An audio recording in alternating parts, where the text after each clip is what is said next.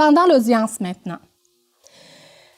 Comme vous le savez, les parties ne sont pas représentées par avocat. Alors, c'est au juge de faire l'exercice avec vous pour s'assurer que l'enquête qui a besoin d'être tenue soit complète.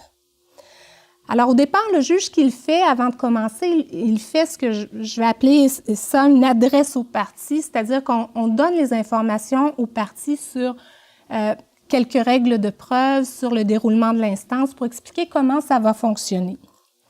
Par la suite, c'est le juge qui va poser les questions. Alors, il va s'adresser au départ à la partie qui est en demande et va poser les questions aux différents témoins en demande à tour de rôle. Donc, le premier témoin sera entendu. Une fois qu'il est entendu, le tribunal vérifie avec la partie, l'autre partie, est-ce qu'il y a des questions que vous pensez qui devraient être posées? Et il complète donc le témoignage de ce témoin-là et passe au suivant, ainsi de suite jusqu'à ce que la preuve en demande soit complète. Et le même exercice se fait par la suite en défense. Et c'est la même chose qu'il y ait ou non une demande reconventionnelle. L'exercice se fait de façon complète. Chaque témoin est entendu en fait qu'une fois, mais de façon complète. Alors, c'est le juge donc qui mène l'enquête pour vous et avec vous pour trouver la solution au dossier. Qui sera présent en salle d'audience? Alors, vous devez savoir que le juge est nécessairement accompagné d'un greffier ou d'une greffière audiencière. C'est la personne qui va se tenir juste devant le juge, mais dos au juge, mais face à vous, qui tient en compte ce qui se dit, donc qui fait un procès-verbal de l'audience. C'est la personne qui va vous faire prêter,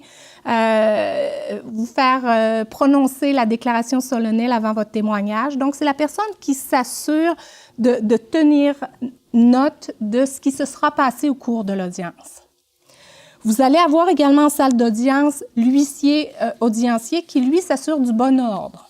Il va s'assurer que le silence est maintenu quand c'est le temps de maintenir le silence. Il va s'assurer d'aller chercher les témoins qui ont besoin d'être entendus, qui ne sont pas en salle d'audience. Donc, il s'occupe du bon ordre. Il va y avoir évidemment les parties qui sont en salle d'audience, qui ont leur place à des bureaux qui sont déjà installés. Il peut y avoir des témoins qui sont dans la salle d'audience, qui peuvent entendre l'instruction, ou il peut y avoir, selon les circonstances, le juge va l'évaluer, exclusion des témoins. Ça veut dire le témoin attend à l'extérieur de la salle et ne viendra que lorsqu'il sera appelé à témoigner. Donc, ce sont les personnes qui peuvent être en salle d'audience. Vous devez savoir également qu'il peut y avoir des gens qui sont là par intérêt, parce qu'ils sont intéressés à voir le déroulement d'un procès, donc des gens du public qui ne sont pas concernés par le dossier.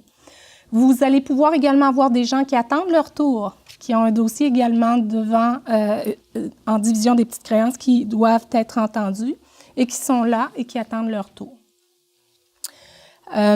Vous devez savoir que les procès se font de façon ordonnée, mais de façon respectueuse de la situation de chacun.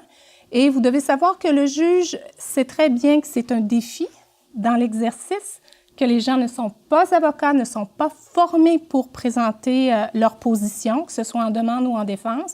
Le juge est là pour vous aider, pour vous soutenir, pour s'assurer que la communication de l'information puisse se faire jusqu'au bout. Vous allez voir également que ça se fait de façon relativement conviviale, malgré le cadre qui doit s'appliquer et l'ordre dans la façon de faire.